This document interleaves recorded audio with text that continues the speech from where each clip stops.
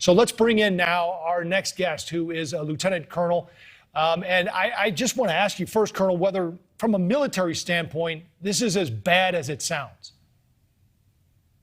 Well, when you talk about the frostbite, that's actually something I know a good bit about. I'm retired, but, when the first Gulf War, when everybody else went to the desert, our unit went to Hohenfels in Germany to train in case they needed follow-on forces, and it turned into be the coldest winter in decades in Germany. So frostbite is not just about not having equipment. It's about training and discipline. Even with inadequate winter clothing, if units are trained and disciplined, the extremities, those are the things you worry about, toes, feet, fingers.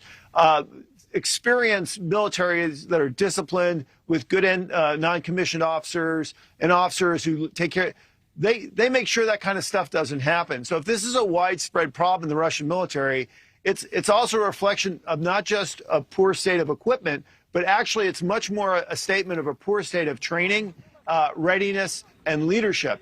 And, when you put out numbers about here are the losses, this, of course, we all know, what do we really know about these numbers? But you have killed, right? Then you have wounded. A wounded guy is also out of action. That's a bigger number. Right. And what I have not seen is, I have never seen a Russian number on missing in action and prisoners of war. We know there are some of those. So if you add all that up, the combat effectiveness could actually be lower. And what's most significant about this is Putin led with his best and well-trained troops. So they've got a lot more in the wings. They've got conscripts and territorial forces and all that.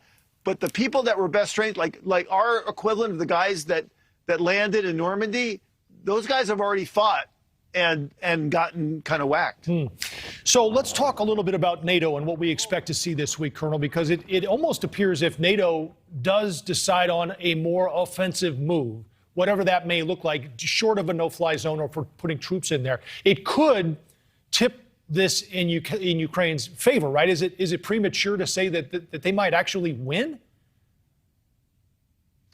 Look, it is not in the cards for NATO to become a belligerent in this conflict. Anybody that believes that, I just think they're living on a different planet. You don't think it'll happen? You gotta have 30 countries agree to that, and it's just not going to happen. Now, the 300,000 Ukrainians over the past couple of days went back to Ukraine to fight. So it's not a manpower issue.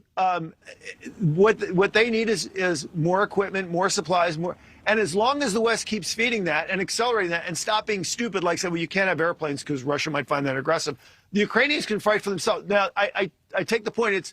It's unlikely that Ukraine is ever going to push the Russians completely out of Ukraine, because when you get back to the regions where the Russians are defending, then the Ukrainians run into the same problem the Russians have. So at some point, this is going to end, I think, in a Ukrainian-Russian fight. But NATO's not going to get involved. But here's what's important that nobody's talking about. Nobody. When this war is done, win, lose, or draw, the Russian military is going to have to stop, reset, rearm, refit, retrain. That could take months or years. So NATO's going to have a window in which they can bolster their defenses, they can move for energy independence, they can do all the things that would make Russia never a threat again. But the question is, will they do that? And honestly, if we're being led by Biden, who's the bystander in chief, and who just goes along with the lowest common denominator, I'm afraid we're going to waste that very precious window of opportunity that we have to do what they want, and Putin can't really threaten us. James Carafano, 25-year Army veteran and Heritage Foundation Vice President for Security and Foreign Policy. Colonel, it's good to see you. Thanks. Thank you for watching. Click the red subscribe button below so you can get more of NewsNation's fact-driven, unbiased coverage.